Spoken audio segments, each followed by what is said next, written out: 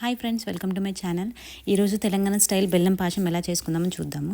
First బెల్లం తీసుకున్న తర్వాత దాన్ని మంచిగా తురుముకున్న తర్వాత నేనైతే ఏదైతే మెజర్మెంట్ కప్ తీసుకున్నానో ఆ కప్లోకి ట్రాన్స్ఫర్ చేసుకున్నాను అనమాట.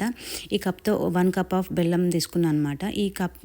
ఈ బెల్లాన్ని ఏదైతే బౌల్ మనం బెల్లం పాశం చేద్దాం అనుకుంటున్నామో ఆ బౌల్లోకి వేసేసిన తర్వాత అదే కప్తో నేను 2.5 కప్ వాటర్ తీసుకున్నాను అనమాట.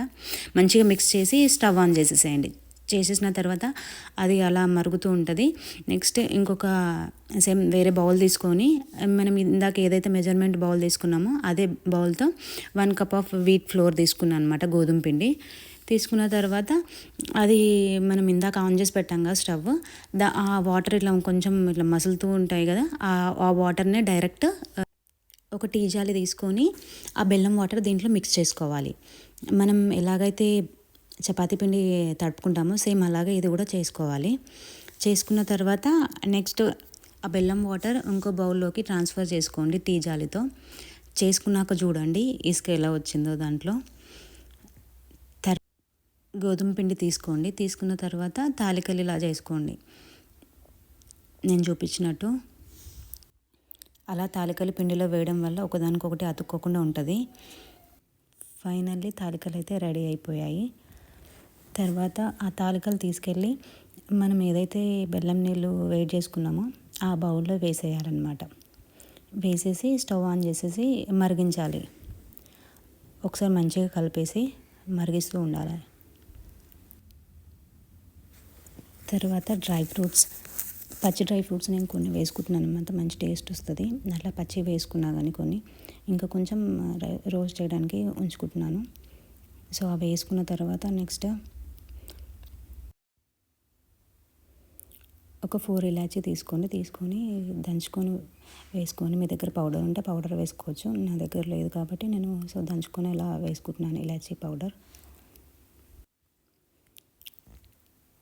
ఇలాచీ పౌడర్ వేసుకొని ఒకసారి కలిపాక నెక్స్ట్ నేను ఈ డ్రై ఫ్రూట్స్ రోస్ట్ చేయడానికి కొంచెం గీ అయితే వేసుకొని ఆ డ్రై ఫ్రూట్స్ మొత్తం దాంట్లో వేసుకుంటున్నాను రోస్ట్ చేయడానికి.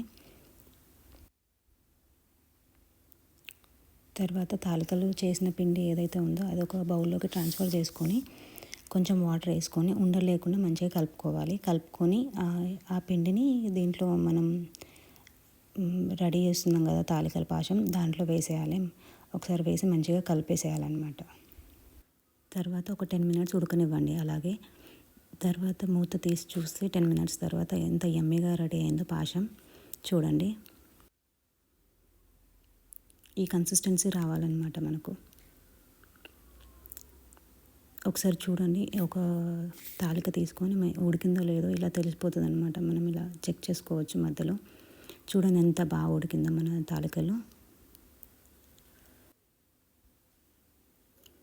ఒకసారి అలా కలుపుకున్న తర్వాత నెక్స్ట్ వచ్చేసి మన డ్రై ఫ్రూట్స్ మనం ఏదైతే రోస్ట్ చేసామో ఆ డ్రై ఫ్రూట్స్ దీంట్లో వేసేసి ఒకసారి కలుపుకోండి.